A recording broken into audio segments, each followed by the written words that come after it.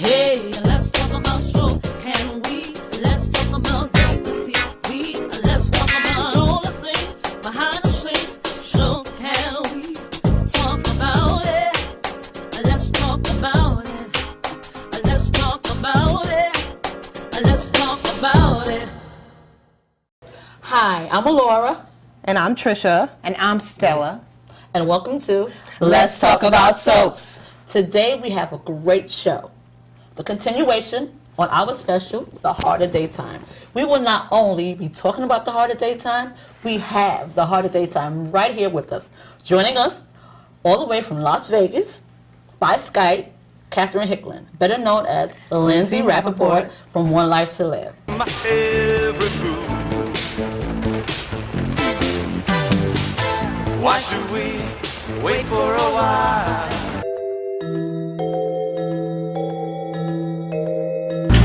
No one has ever treasured me for just being me, with no strings attached.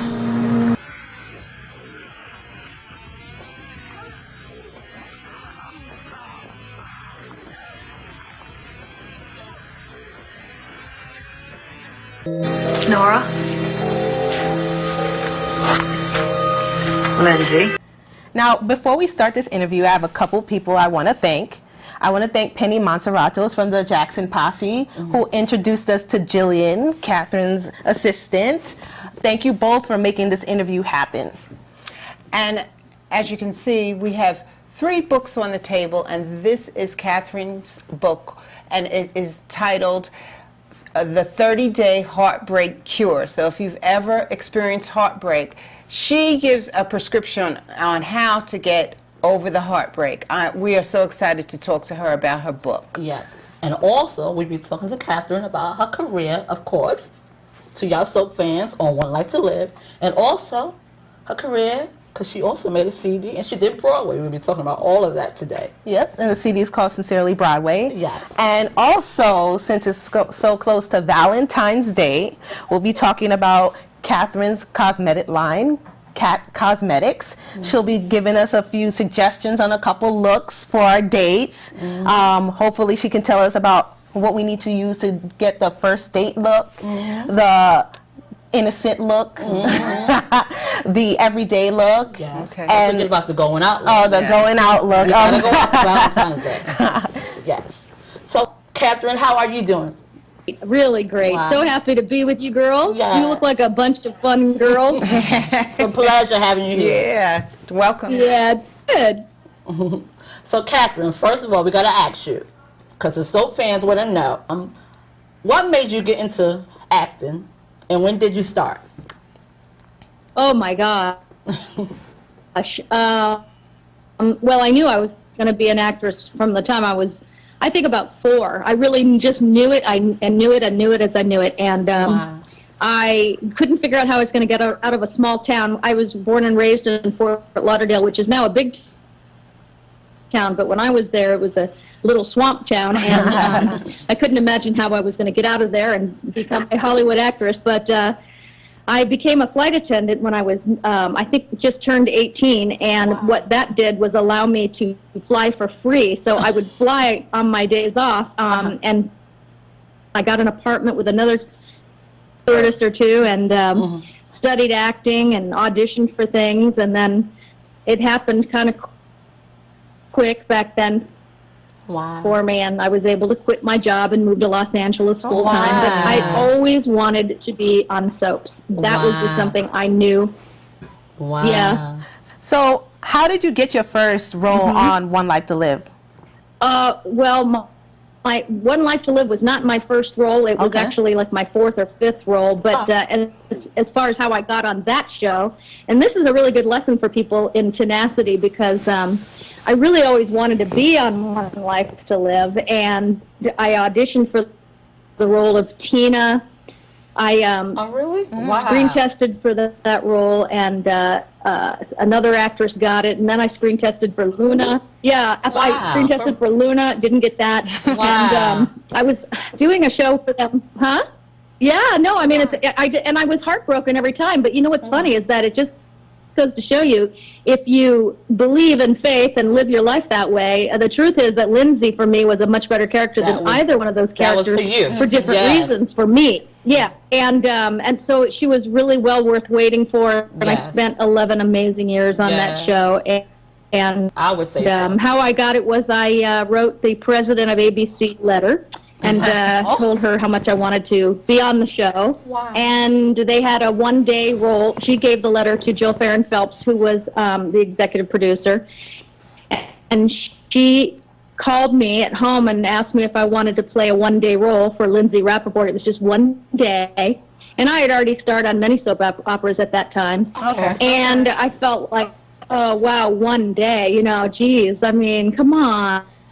And I mean, it was that kind of thing. And then I realized that that was my ego talking, and that really what was happening was I was an actress that was looking for a job, and I should, you know, take that one-day role and do my very best. And so that's what I did. And next thing you know, 11 great years. Wow, we love you for it. We love Lindsay. Now, Catherine, you mentioned that you played on other soap operas. What are the other soap operas that you played on? Well, I was on a show called Another World, and we spun off to a new show called Texas was in 1980. And then after I left NBC and that show, I went to Los Angeles, and I was on a CBS show called Capital, and that was 5 or 6 years there. And then after that, I was on Loving, The City, both ABC shows, and then One Life to Live. Wow. Yeah. Okay. Okay, Catherine, what was your favorite storyline on One Life to Live? Yes. You know, when people ask me that, I hardly ever know what to answer because they were all so fantastic. But I have to say, I really think that my prison storyline was the best because I got to work with all these great Broadway actresses, and we did the live episode during that time, and then the girl that played Allison Perkins, she and I had my character to prison, and I was really sad because I thought that that was going to be the end of my job. And Well, so what is your most challenging role? Like, which one did you kind of struggle with, or you had to, you know, take some time to get into character, or you just couldn't, you know, you just couldn't hit it? Well, you know, I don't think there's a role, when you're an actor for all your life, there's not a role you really can't play. And, you know, I don't, I mean, I don't put limits on myself in that way, and that's just who I am. But I must say, I think Lindsay was the most challenging role because she's so unlike me in many ways. Wow. And, I'd have to gear myself up before I would walk into the studio every day, and it was very exhausting some days because she was very mean, tough, and scary, and, you know, and dark. So I had to constantly, you know, find those places inside me. That was not easy. Well, that segues perfectly into the next question. On Nora and Lindsay are arch enemies on the show, but you're friends with Hillary off screen. How does that work? How is someone your arch enemy, of course, in pretend land, but then in real life they're, you know, really good friends with you? How does that work? Well, you know, I just think that we respected each other's work so much before we worked together. We were really big fans of each other from all the years of us each being in this business. And so, you know, I knew I was working with a great actress, and she was fantastic. And we used to laugh and laugh and laugh in between scenes. And I will tell you that we wet our pants more than a few times. Now, Lindsay, well, Catherine, I'm going to ask you about, as being Lindsay, how was it playing with your leading man when you and Nora fighting over, of course, Robert S. Woods as Bo Buchanan? How was it acting with him as your leading man? Well, Bob Woods is probably one of the greatest people I've ever known, and we've known each other for over 30 years. So it was really wonderful to be able to work with him. What a great actor, what a great human being. Wow. And gosh, he's so talented, and Hillary was so talented, and I mean, I just felt like so blessed every day because I got got to work with such talented people. Wow. And I have to say, I mean, I'm a big fan of All My Children and other soaps, but I just think One Life to Live had the best stable of actors, and it was such an honor for me to work with them. It really was. Wow. So Paul wasn't the only leading man. Let's talk a little bit about Ty Tradeaway or Troy MacGyver. Did you? Okay, so you chained him to a wheel, right? Yes, I chained him to a wheel, shirtless. Can you talk about that moment? Yeah, that was, oh God. Way to this day is one of my very best friends. We share the same birthday. We celebrate our birthdays together every year. Wow. And he's fantastic, and I adore him. He's just a great guy, and I thought he was fantastic in that role. And his other role, because, you know, he played Colin, too. Oh, wow. Now, your partner in crime on the show is Randall James, or better known as RJ. What was it like working with him? Oh, you know what? Okay, you guys are really going to appreciate this. Okay, so they came to us and they told us we were going to be working in a storyline together, and he seemed very upset by this. And so I said to him, wow, you know, like, what's up? I don't bite. I'm really, you know, okay, and you don't see about this at all. And he said, well, I'm not happy about it. And I said, why? And he said, because the sisters are not going to go for this. Oh,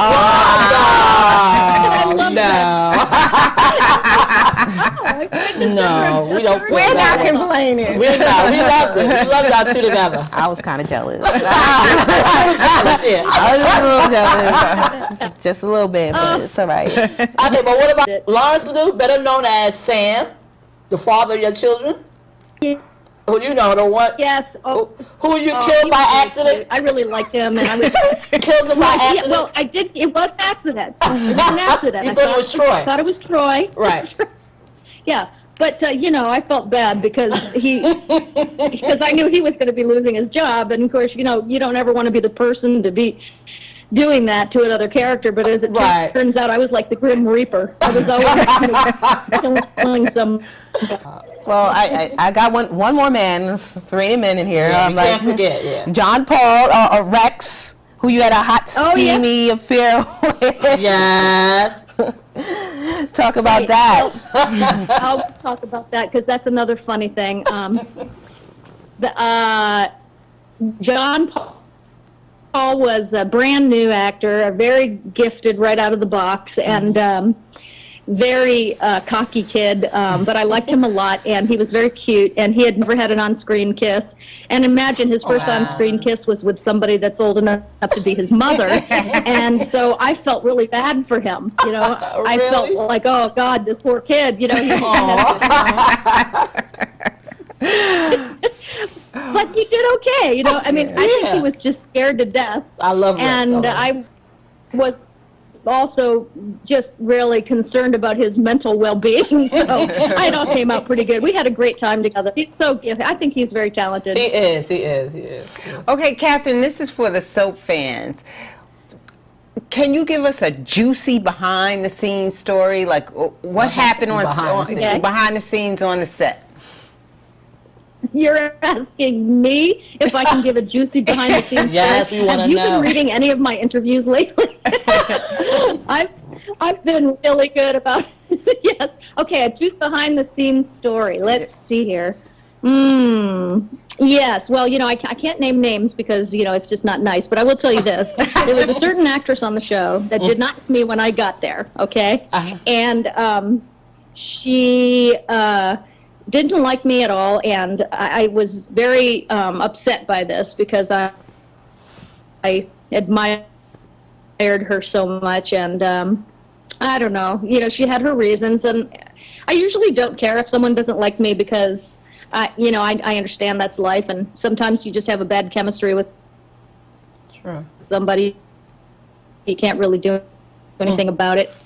True. But she would have the cameramen turn off their light. There's a little red light on the top of a camera. When you're on camera, your little light goes on and you know that you're on camera. And, you know, I I don't say that I play to that light, but that light is, you know, my whole life I was used to seeing that light, and when that light came on, I knew that that was my camera, and I just liked knowing kind of what was going on. And she knew that, so she asked the cameramen to shut all their lights off. She was torturing me all the time, and I ended up behind one of the sets, and I cried, and, you know. Wow. Now, the end of this sad story is that I went to the producer and said, what should I do? Because, you know, I really want to change this for the better, and I wanted to go to her and see if it, you know, there was anything we could do to make this a better working relationship. And the producer said, no, don't go anywhere near her, leave her alone. Anyway, I ended up taking that matter into my own hands and asking her, you know, what the problem was, if I had done something that was offensive. And she told me what it was, and I apologized and told her, you know, that how I wanted so much for this to be different, and it asked if she'd be willing to start over and give me a chance, and she said yes. Oh, okay.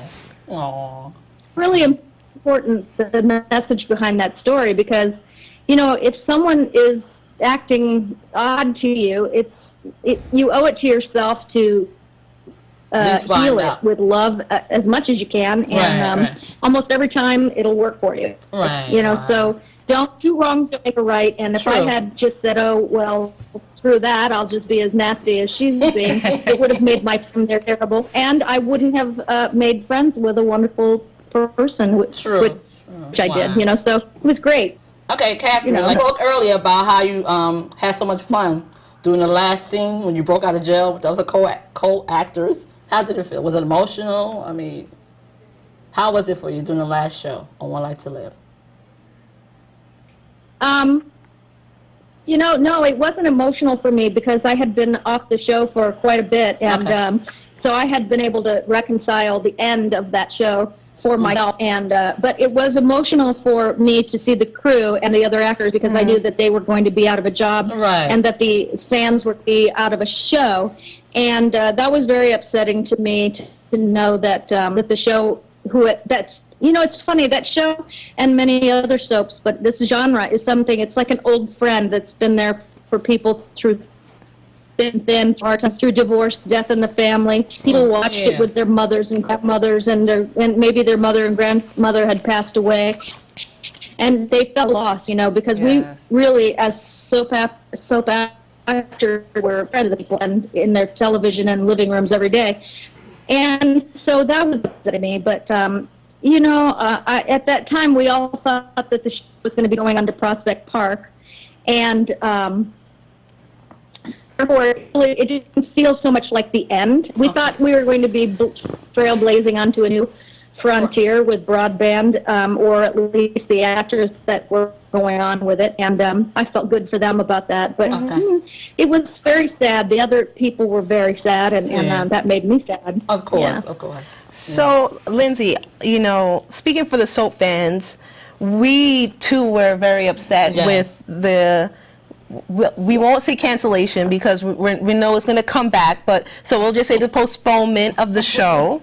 I actually have a letter that was written on behalf of one of the soap saving groups, and they asked us to read it to you.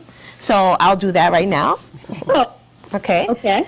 So it's, we at our soap saving groups, Boycott ABC7, have been fighting to keep our iconic soaps and our beloved actors on broadcast TV since the announcement of that both One Life to Live and All My Children were canceled. Both Denise and Yvonne, admins of Boycott ABC, have been working very hard with a positive approach and perspective in all we do to ensure that we can preserve all soaps and the entire genre. We're not giving up because this is important to us, and we are proud to be fighting for the genre, the actors, cast, and crew. We support Angus Nixon obtaining her creations back to the importance of her stories to continue. We thank you for listening to us. The importance of One Life to Live and All My Children being restored and keeping General Hospital on our TV is our biggest concern, and we will never give up. We must save the genre. We are proactive and are open to any suggestions that you may have. Thank you, Denise Kionis and Yvonne. Please join us at Boycott ABC 7. We especially thank you, Kat, for your enthusiasm and all your help with our SOSs. SOSs, sorry. Okay, well, I'm going to tell you something. That letter just makes me want to cry because it's beautiful. But I will tell you that a few weeks ago, I was having dinner with a group of people. There were only 6 of us or so at the table. And 3 of these people were very important, very high executives at of other networks. Okay. And they were not from the top 3, not from the big 3, but they're not so, ABC, CBS, but they were from very big, very, very important cable channels. And they were the vice presidents and the vice chairman of these companies. And when we started to talk about the soaps and the end of them, they shared with me that they were all keeping a very close eye on what was happening with the fans. Right. And the fans being in such an uproar, and they are continuing to to them, it's very interesting to see something they've never seen in the history of television, which is a revolt and a revolution, if you will, the fans about losing their soaps. So what I would say to them is that, by God, believe me, you're being heard and you're being noticed by very powerful people. And I know this because I was with them, talked about it with them extensively, and the more noise you continue to make, and the more that you go out there and continue to fight for your show, I think you have a chance of resurrecting them. Wow. The problem right now is the rights seem to be tied up. So, but please don't let that be something that stops you from using your voice. You have a voice. You're being heard. Keep going, and I will be here at the forefront, and I will be your face. Just know that you can reach me. You know how. You reach me on Facebook, Twitter, and and I will help as much as I can. So I just think what you're doing is fantastic. Yeah. Well, you just answered Linda Greco's question about what you will do to help save the soaps. Linda Greco is the operation manager here at the studio, and she's a big fan of yours. So she told me to ask you that specifically, and you just answered that. So thank you very much. Okay, and I want to read a tweet of yours, and it's a rather long tweet. I guess this must have been a couple of tweets. And it says, yes, well, that was the plan, wasn't it? Isn't that what you have been doing with all of your character assassinating and lame storytelling? Isn't that what you've been doing, micromanaging your producers, writers, and staff to insanity? Business 101 teaches that you hire super competent people and let them do their job. Control freaks find this nearly impossible, which is why they ultimately fail. It's pure arrogance to think that you know what the audience will accept on shows that they knew far, far better than you. They didn't accept mediocrity, and for that the viewers were punished. What's wrong with this picture? Who are you speaking about, Catherine? Well, I was speaking about the then president of ABC, and I was very vocal about that because it was apparent to me that, you have to understand that this genre is different from any other part of television, and you are in a very tight-knit relationship with your audience, and that you cannot force feed what you think they want to see. They're not going to take it. It's just not that kind of audience. And I thought it was an arrogant gesture to actually say in an interview that he would teach the audience what they wanted. I don't remember exactly what it was, but something about them teaching the audience what they want to see. And I just thought that was outrageous because Agnes Nixon knows what the audience wants to see. And so for me, she had a great line, Agnes Nixon, that was famous for her. She was famous for it. Make them laugh, cry, make them wait. And that was a very famous Agnes Nixon-ism that's true to this day. And that's what continuing storyline telling is all about, which is why you saw all of the genre of daytime move into nighttime on Grey's Anatomy, other shows that had continuing drama, and was able, but because they had the money and they had the support. But we're the ones who started that, and we did it fine too. It's just that you cannot come and dictate who you think people want to see. Exactly. And I suppose groups are also a waste of time and money. And I just felt like, I don't mean to sound arrogant, but I felt like I did know what people wanted because I was always in the Midwest and all the big cities and everywhere, and my travels every weekend is owning a company and personal appearances. I'm a stage hypnotist. I'm in the middle of Middle America constantly, and they're always telling me what they want. And so for me, I always offered to say, do you want to hear the feedback? Because this is the feedback from your viewers. Right. And New York City and Los Angeles are not, you so much where your viewers are. Viewers there, yes, but the middle of America is, is the bulk of our viewers. But they did not care, and that was fine. But you cannot make an audience like what you like. It doesn't work that way. It's like going to a store and the buyer of the store only puts in the store what she likes. True. You have to make it your business to go out and find out what your audience wants. And there's ways of doing that they didn't do. True. Now, Catherine, I also know that you are very passionate about what you do and for your soap fans. You've been a great supporter of the protest for saving our soaps. And yes, by doing that, you have earned undying respect from your soap fans. So when One Life to Live come back, they're going to come back. The first scene, we want to see our girl, Lindsay. We want to see you in the first episode because we remember Nora said that she's going to speak to the judge. So we want to see you in the scene talking to the judge and the judge freeing our girl, Lindsay. We're writing the first scene, right? So you hear that, writers? We're putting that out there. The soap fans want to see Lindsay. Okay? Listen to us, writers. We want you back, Lindsay. You're so cute. I just want to bring it back a little bit to the actual, on stage. So you have to learn your lines in one day, right? Is that true? Mm-hmm. Yeah. What is this? Something you had to train for? You had to practice? How do you do that? Because I could barely. Yeah, because we had an interview with Deacon, who Sean Cannon. Yeah, and he said that you have to learn it in one day. He said the hardest workers are soap actors. Yes, that you have to learn your lines. Y'all get your script same day, and is that true? Because he was like, y'all one of the hardest workers on daytime TV. The mind is a muscle, and if you use it, it's there for you. And so I started doing this when I was really young, and I found it difficult at first, but, everybody has their own little techniques.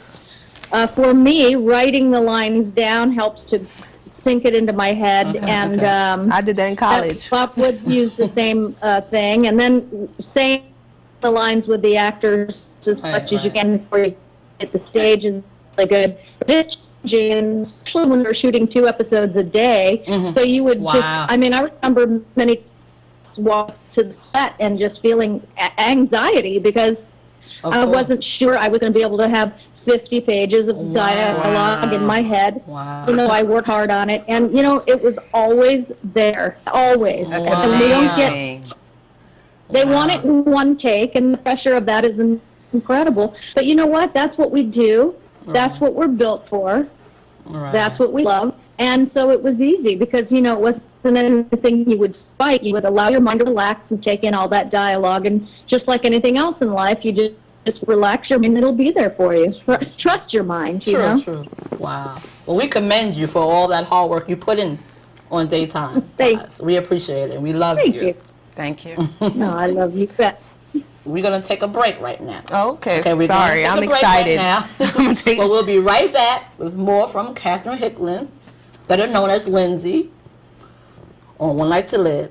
She's going to tell us more about her cosmetic line and much more. when we return. So don't go anywhere. You That's don't right. want to miss this. We'll be right back. Talk about it. Let's talk about it. Let's talk about it. Let's talk about it. Hey, let's talk about soul. Hey, let's talk about soul. Hey, let's talk about soul.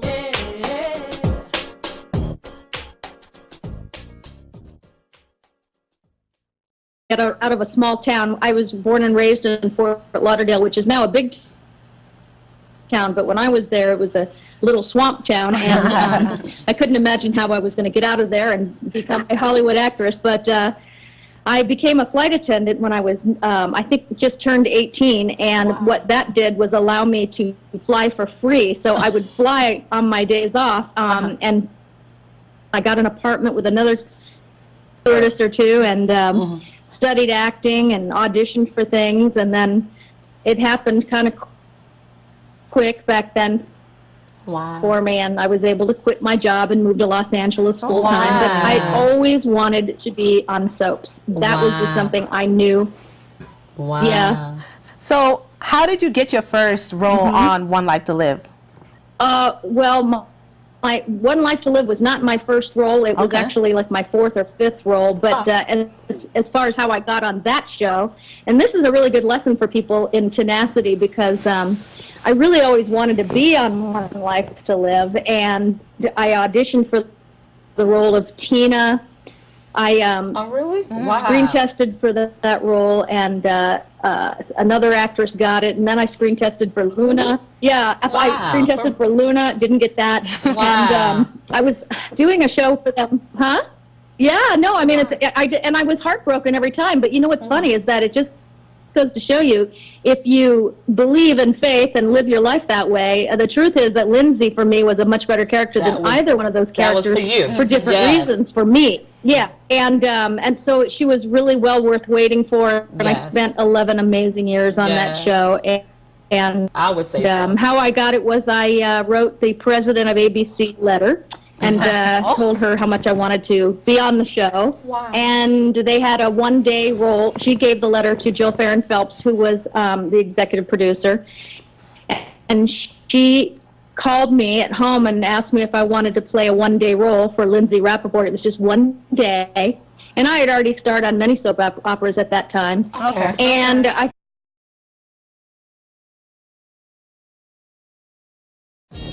Hey, let's talk about soul. Can we? Let's talk about TV. Let's talk about all the things behind the scenes. So can we talk about it? Let's talk about it. Let's talk about it. Let's talk about it. Hi, I'm Alora.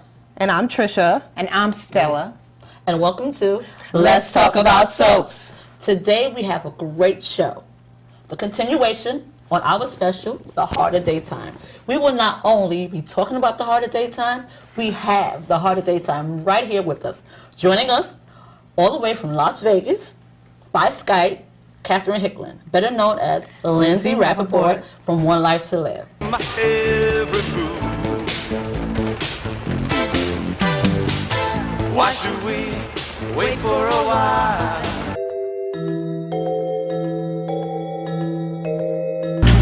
No one has ever treasured me. Yep, and the CD is called Sincerely Broadway. Yes. And also, since it's so close to Valentine's Day, we'll be talking about Catherine's cosmetic line, Cat Cosmetics. She'll be giving us a few suggestions on a couple looks for our dates. Hopefully she can tell us about what we need to use to get the first date look, the innocent look, the everyday look. Yes. Okay. And forget about the going out look. Oh, the going out look. You gotta go out for Valentine's Day. Yes. So, Catherine, how are you doing? really great. Wow. So happy to be with you girls. Yeah. You look like a bunch of fun girls. It's a pleasure having you here. Yeah, welcome. Yeah, it's good. So, Catherine, first of all, we got to ask you, because the soap fans want to know, what made you get into acting, and when did you start? Oh my gosh. Well, I knew I was going to be an actress from the time I was I think about 4. I really just knew it. I knew it. I knew it as I knew it, and Wow. I couldn't figure out how I was going to get. For just being me, with no strings attached.